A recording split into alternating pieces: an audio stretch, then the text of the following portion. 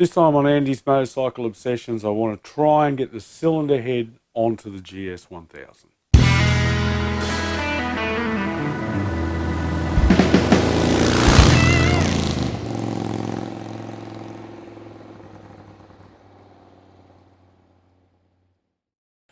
G'day everybody and welcome back. Yes, last time I didn't have enough bits. I'd lost some parts. I actually just went and bought them. The nuts were in stock at Suzuki, about $4 each. I actually bought two because that's how many they had in stock. I only need one, but if there is another one that's crook, I can replace it. And the high tensile flat washers I bought from a local nut and bolt shop. The Suzuki ones were $2 something each, and I got a dozen of them for $4 or something from a nut and bolt shop. Probably could have got the nuts from the nut and bolt shop too, but they were in stock at Suzuki, cheap enough, just replace them. I'm such a messy bugger, they're probably fallen under the bench somewhere. So the first job is to put the cylinder head gasket on, and then we'll put the head on. But let's just have a quick look at the differences between the factory genuine Suzuki gasket and the patent part gasket.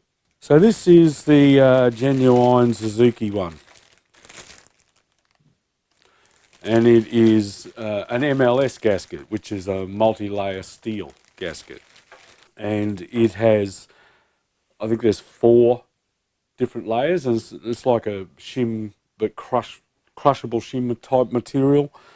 Quite often, MLS gaskets in motor cars or anything that has a water jacket, so I'm presuming more modern motorcycles that have water cooling, they'll have different compounds on some of the different layers depending on what the application is. And because this is just an air-cooled bike, all we really normally have to worry about is the sealing ring around the combustion chamber. But Suzuki, God love them, have got oil passages going up through some of the studs that deliver the oil to the camshafts. And I'm not a big fan of that design. Yamaha, my XS1100, they've just routed a single line from an oil gallery in the crankcase with a hard line and banjo fittings straight into the side of the cylinder head. And I much prefer that because you don't have to worry about all the other seals that go with it. The ones at the base of the stud, those teardrop shaped seals, as well as trying to make sure we don't lose oil around the studs. But yes, so that's the genuine Suzuki answer. A lot more expensive than the cheaper patent part types, but will do the job very well. So this is the patent part gasket, and you can see it's like a graphite or something impregnated cardboard with the sealing rings around the combustion chambers, and they've also got a copper crush ring around the oil galleries. And to complement that, they also have another seal that goes inside of it. So that tells me that that's, you know, the lengths that they've had to go through to try and get the thing to seal on those oil galleries, which is again why I'm not a big fan. I know I should be able to just trust that Suzuki gasket. The cylinder head has been decked, it's been machined, and the barrels, I went over them with a flat block with some sandpaper and just gave it a good dress up to make sure there was no low spots or high spots, and everything there would look fine. But I'm going to cheat a bit and use some haarlem. This might bring a bit of hate, but I like this stuff, so I'm just going to spray both sides of the gasket with haarlem prior to fitting the head. This is a universal jointing compound that's often used in cylinder head applications. In fact, my recollection, I remember being told once by a guy I used to work with who used to work on high-end cars, including Rolls-Royce, that some of their engines have no gasket on the head. They just have a metal-to-metal seal and use haarlem only. But whether or not that's true, I can't back it up. Anyway, let's see if we can get this thing on there, eh? Alrighty, so I've sprayed this with haarlem. I've fitted our rubber gasket there. Just need to try and not battle with this bloody timing chain thing again. So it's marked with cylinder head up on the gasket.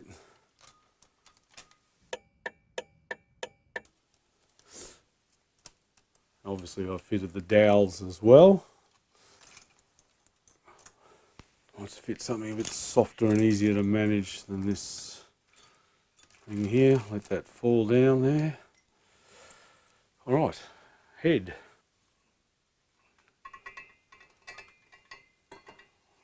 Duck it over those cables. Oh, really not wanting to knock it around on top of the studs.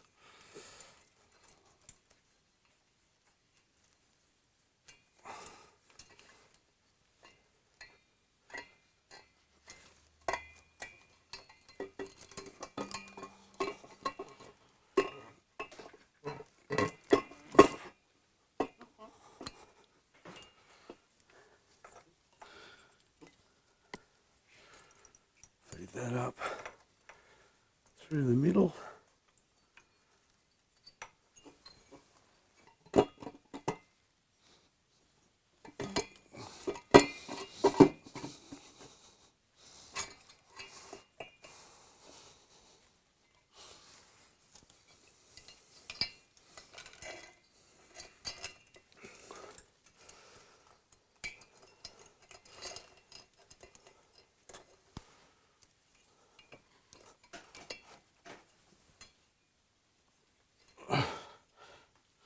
Right, and part of the oil control measure is some copper washers on each of those 4 on the outside, and the flat high tensile washers go on the remaining studs. It's not awkward at all.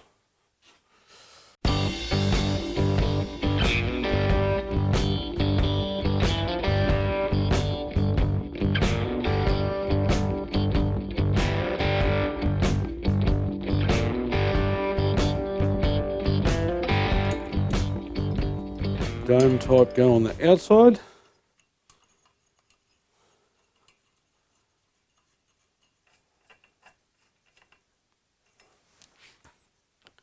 Right, tightening torque is 27 foot-pound. I might just bring them all up gently first by hand.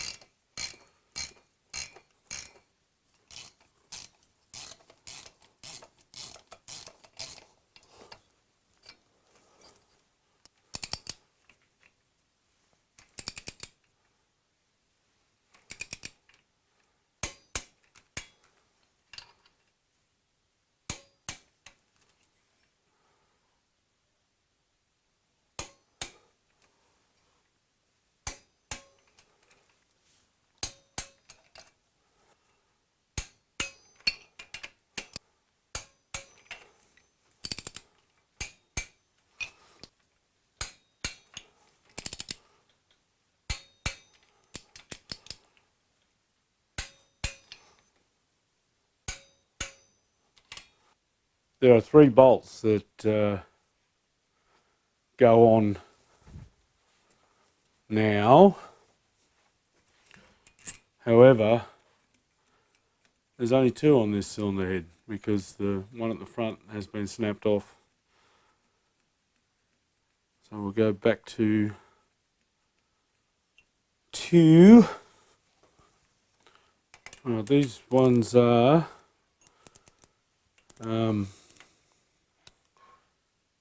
10 Newton meters.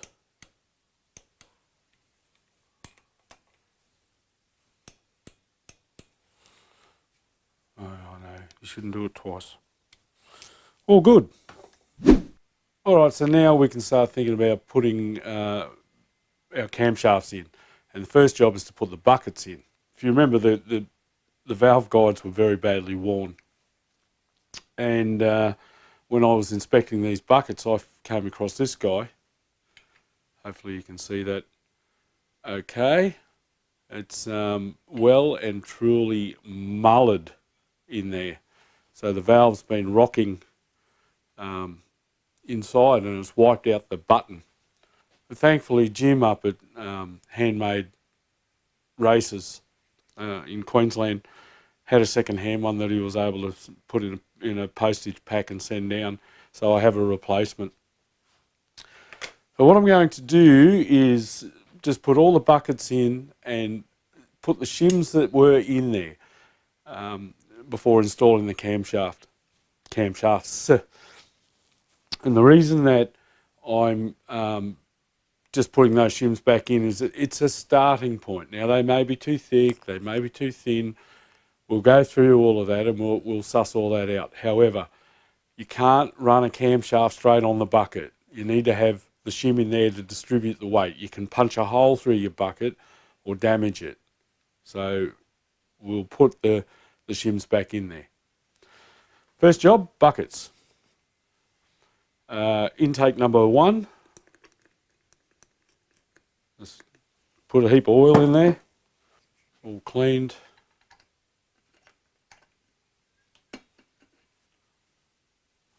Might just position that so the slot is there. Now some of these have a silk print on the back of them. This one is 2.35 millimeters.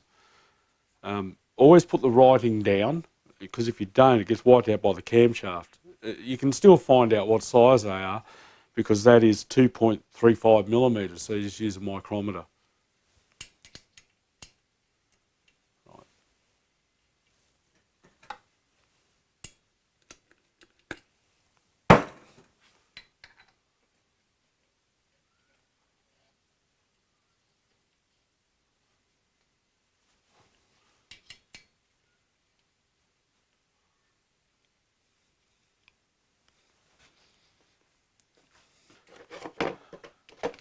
Worth mentioning too that I'm writing down what sizes are in what valves. That way, when we come to do the measurements, we know where we're starting from. If I don't write them down, then I've got to pull them back out and read them. Here's a perfect example of what I was talking about earlier. It's been put in wrong way up at some stage. And it measures at 2.41.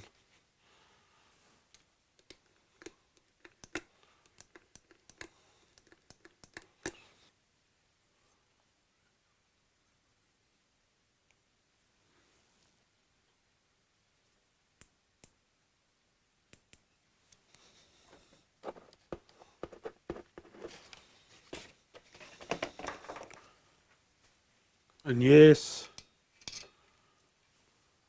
I'm making sure that I'm not half or a whole rotation out on the thimble. All of our buckets are in and I have written down all of the sizes.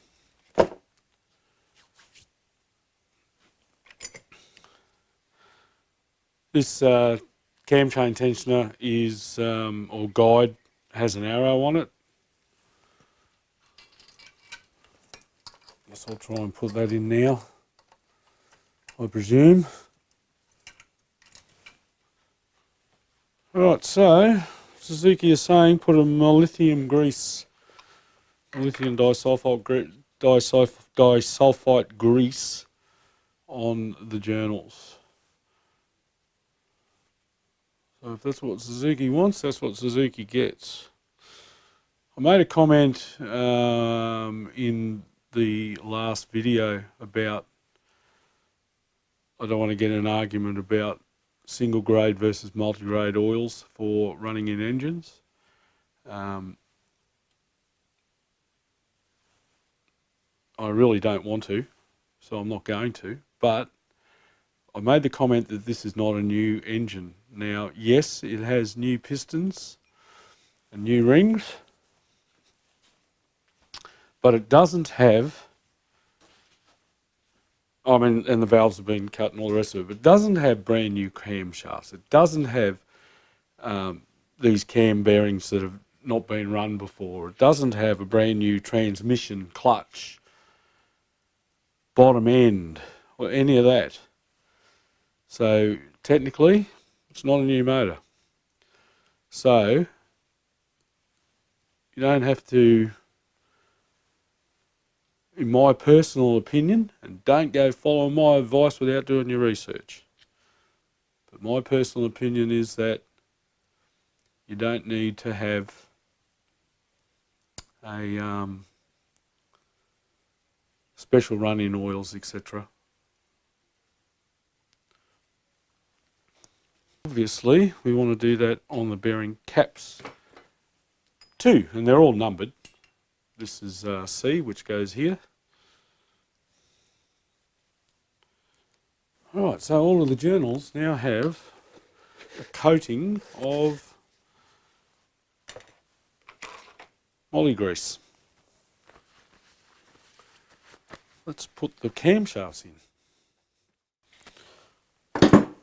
Exhaust first. Now these are numbered. Hope you can see that.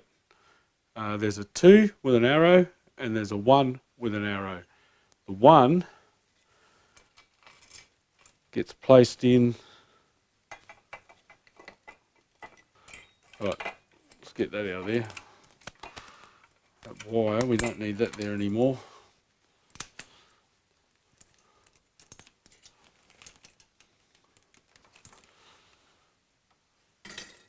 Right, let's start from scratch. Let's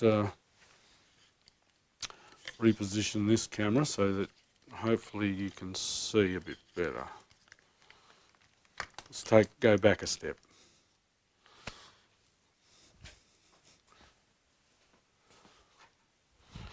So,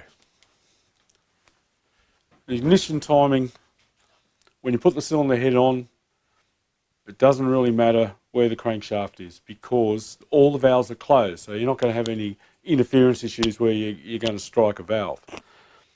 Over on this side, there is a timing plate, and in through this hole here are the timing marks, and you need to set it on top dead center or T.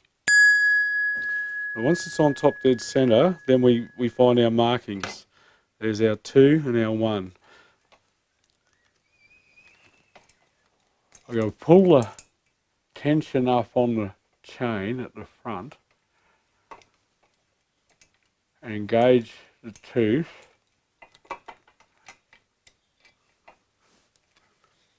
so that it's, and then you'll see the 2 is in the vertical position. 1 is horizontal,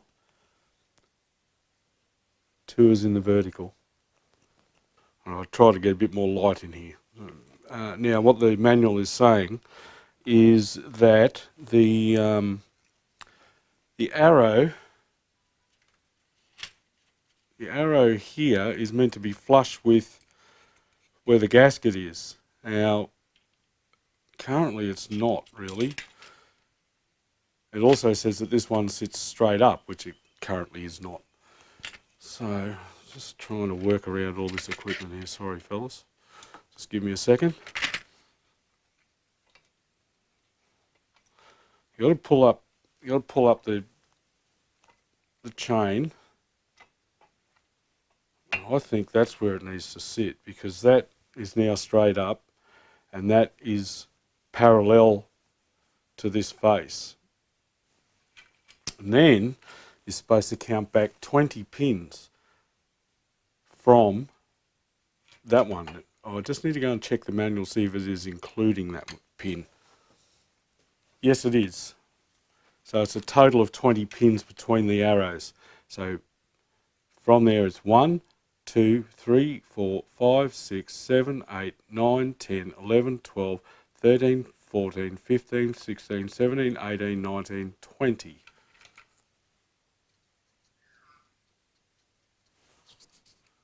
I'll put a little bit of red marker on there, so let's just double check. 1, 2, 3, 4, 5, 6, 7, 8, 9, 10, 11, 12, 13, 14, 15, 16, 17, 18, 19, 20. So that is where we need to drop our inlet cam.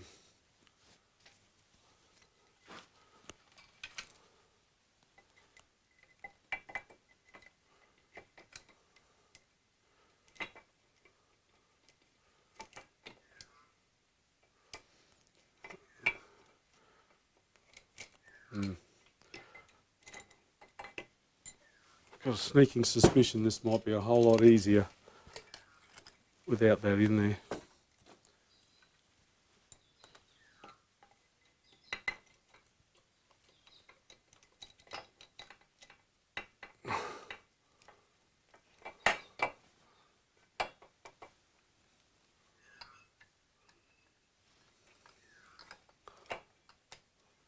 Okay, so we've got one parallel to this gasket joint. Sorry, the gasket face. 2 pointing straight up. 20 pins between 2 and 3, and that should be our timing. Just going to put oil now on everything. Journals, lobes, chain,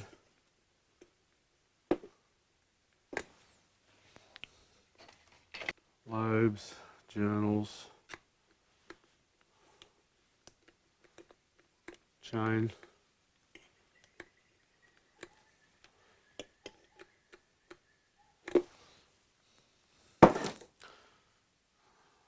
Now these are all lettered, as I said, and there's a corresponding mark in the casting on the head.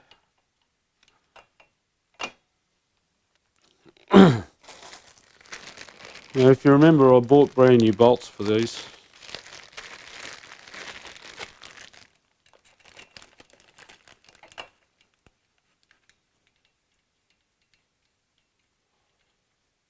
I'm just going to pop a couple in there to hold it in position.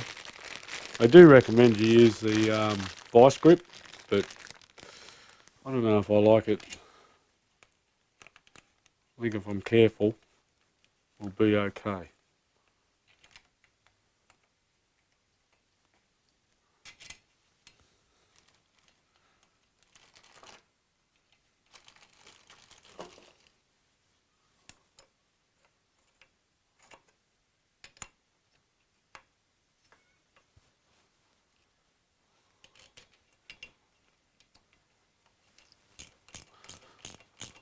I'm just going to very gently try and pull it down with the bolts.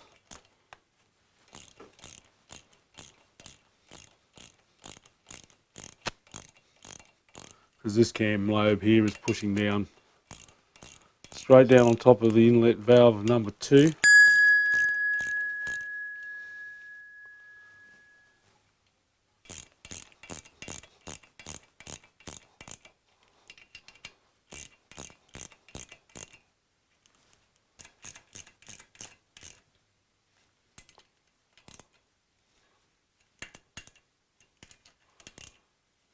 Okay, now let's tension them up. There's 9.8 Newton meters.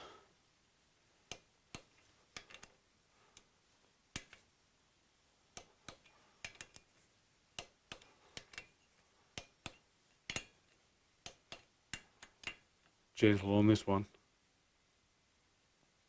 No, it's not going to go. I'm not going to overdo it.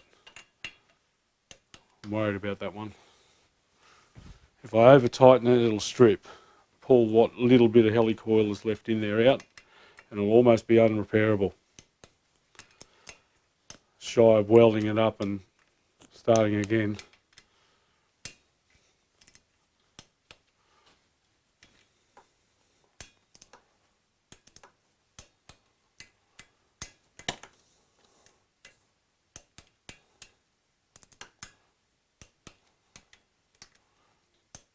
Right.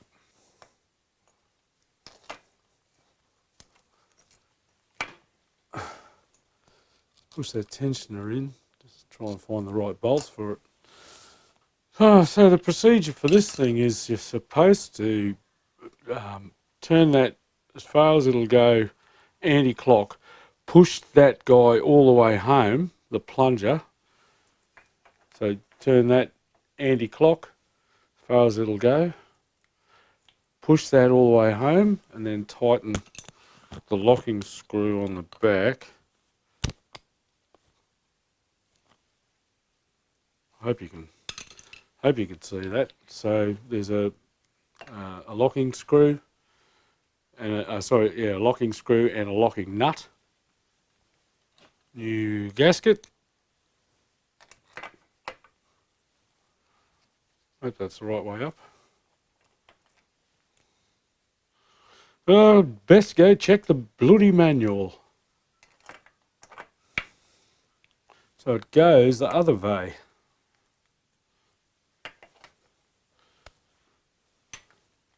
Well, let's start that again.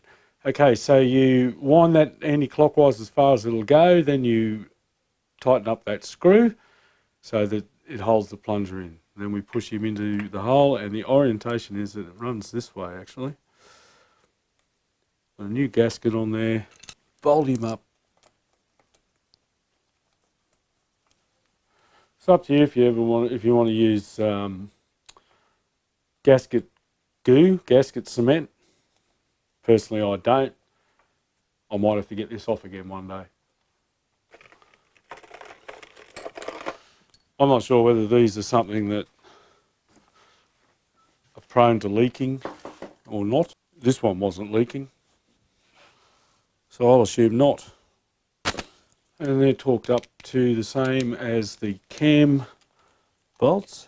So 1 kilogram metre or 0.98 Newton metres. 7 foot-pound. Okay, that being done, we now release that screw.